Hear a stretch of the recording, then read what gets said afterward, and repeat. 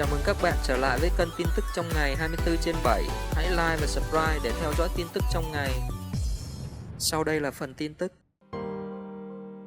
Mưa ngập lịch sử, Tân Sơn Nhất tê liệt. Cơn mưa lớn dồn dập xuống thành phố Hồ Chí Minh khiến 11 chuyến bay tới Tân Sơn Nhất của 3 hãng hàng không trong nước và 2 chuyến quốc tế phải chuyển hướng hạ cánh. Mưa dữ dội, Sài Gòn lụt lịch sử.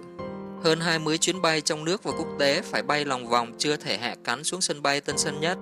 Một số máy bay phải quay lại sân bay Cam Ranh, Khánh Hòa, Đà Nẵng, Liên Khương, Đà Lạt. Nhiều chuyến bay quốc nội từ sân bay Tân Sơn Nhất cũng đang phải tạm hoãn, hàng ngàn hành khách ngồi đợi.